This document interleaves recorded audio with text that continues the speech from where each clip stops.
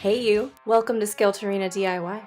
So the piece of furniture that has been driving me the craziest lately is this bedside table. I cannot stand to look at it. The color is terrible now. I can stand it no longer. Something has got to be done. So it's been a long time since I've done that. My foil faux finishing masterpiece. It has held up beautifully over the years, better than I would have expected, and it survived a cross-country move with just a tiny little scratch. So, I filmed that entire video on my phone and used iMovie, so it's a pretty good vintage classic here on my channel. It's cheesy. You should check it out. But it's been quite a while since we've done it, so it is time to do another metal furniture revamp. Are you excited? I am, because it's done now. Let's get started. I started by wiping this dirty old bitch down. Just get all the dust. Then I took the knobs off, and they are so ugly. They will not be returning. This is just particle board furniture, so I'm gonna give it a light sanding all over so that the primer for the paint and the glue for the foil can stick a little bit better. Prime time. Okay, so the golden rule of this technique, probably the only important rule at all, is that you use enough glue. I used spray glue here, and I've had some problems with lifting in some spots. I think that might be because I didn't use enough glue, but in the past when I used Mod Podge, I've had no problems with lifting at all over the past few years. So choose your glue wisely and apply it correctly. If it's spray glue, too much can't hurt, I don't think.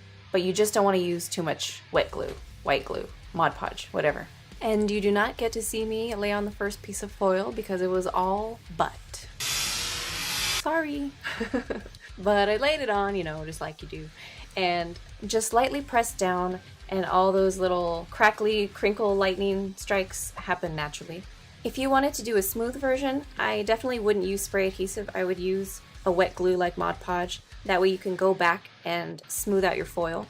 I prefer the version with the texture, of course. Then you have to be very careful that the glue doesn't overlap the edges because it'll mess with the finish. If it does, you just clean it up with a little bit of alcohol on a cotton ball.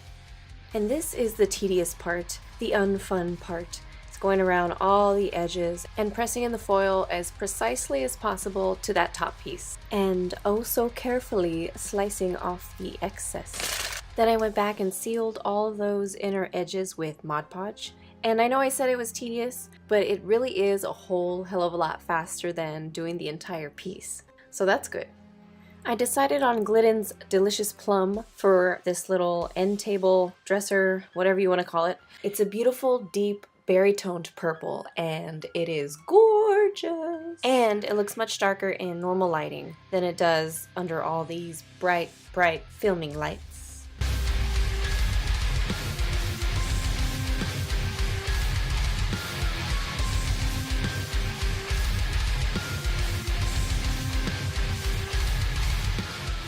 And now for the drawers.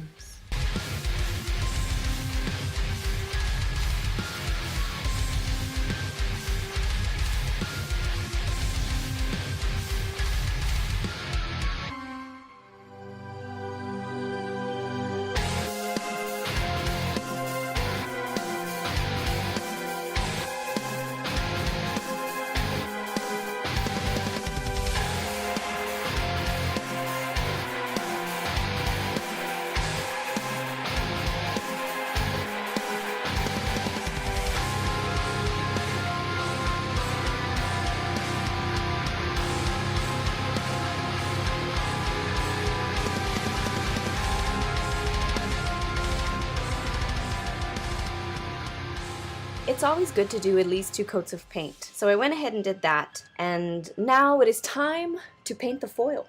I'm gonna take my favorite Martha Stewart craft paint here in titanium, brushed pewter, gunmetal, and black nickel. The colors may all seem pretty similar, but anytime you're faux finishing, even if you want to just use one color, it's best to use a lot of different shades and tints because it just looks a lot better. It gives it depth and dimension, and if you just use one color, then it doesn't do it quite so well. I'm going to be painting this with a sponge, but if any of you happen to try this project and apply your paint with a different method, say like ragging it on, I would like to see the results. Thank you. I'm starting off with one of the medium colors, and it's important to remember that anytime you're faux finishing, you want to make sure you go across the entire piece and kind of flow your paint and give it a lot of movement. And it always looks best when you make sure you keep to a random pattern. Once the first layer of paint is semi-dry, you want to go back in and kind of lightly rag off just a little bit of the paint. If you don't wait long enough and the paint's still wet, you end up wiping it off. It comes off pretty easily because of the smooth surface of the foil. So you want to go in really lightly and maybe start with a test area to make sure the paint has actually dried a little bit. And then you just repeat the process, doing it in layers over and over until you like the way it looks. And I think a good way to do it is to start with the medium shades and then add the darker ones and the lighter ones as you see fit.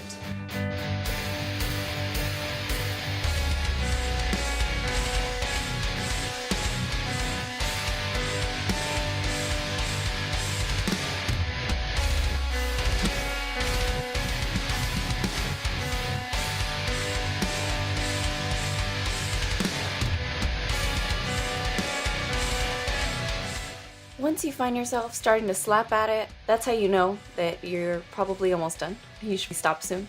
But I thought I would give it a little more texture and detail by smacking it with this little rolled up ball of foil, and it works quite nicely. So this time I'm using a water-based clear finish, no death fumes like last time when they killed me. You can actually use this inside with the window open and you'll be fine, I think. Putting on the first layer of this stuff is really tricky. Look what happened. I stopped for just a second to take off my sweater, and when I swiped again over the same spot, it pulled off all this paint. So you have to move really fast, you cannot drag the brush, and you cannot go back over a spot that you've already done. Once you get past that first frantic layer though and everything's sealed, you don't have to worry about that anymore. I let each coat dry for at least 4 hours and ended up doing about 7 or 8 over the weekend. I wanted it to be really thick and glossy and sturdy. And of course, I had to add some of my Pearl X pigment to the wet gloss, because you know me, I like everything to fucking sparkle.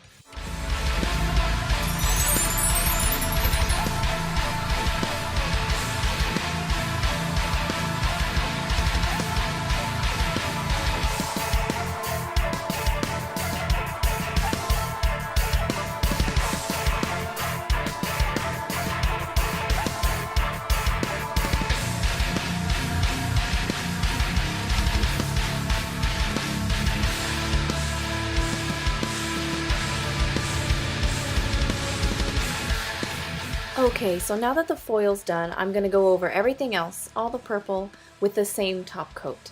Normally I would use a satin finish, but I don't have a can of that, and I'm determined to use what I have right now. So I'm going to have a glossy, sparkly, metal little dresser table. In case you're wondering, the inside of the drawers is not neat. It's pretty messy, pretty terrible actually, but I don't care. Of all the things I have to have nice and neat, this is one thing that doesn't bother me, and I'm grateful for that. So I'm just gonna let it look crazy on the inside.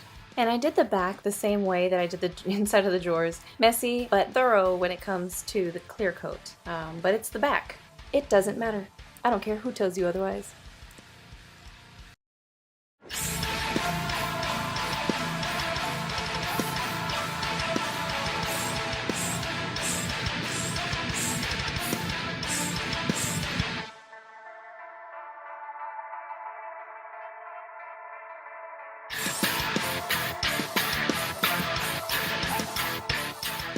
All done and in the bedroom, this is what it looks like under 6,000 filming lights. I went ahead and added these glass knobs that match the ones on my metal dresser.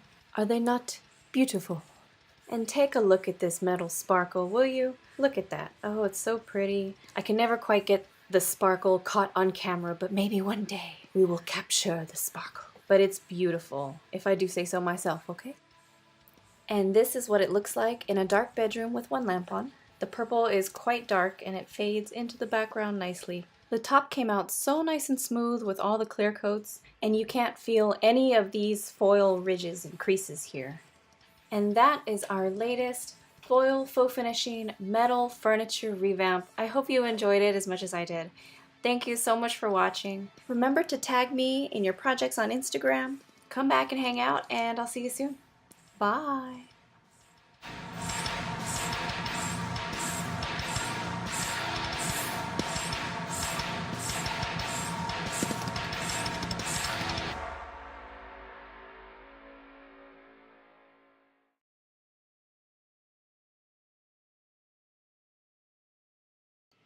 No, no, no, no, no. Hello, Sabrina. Work on your shit.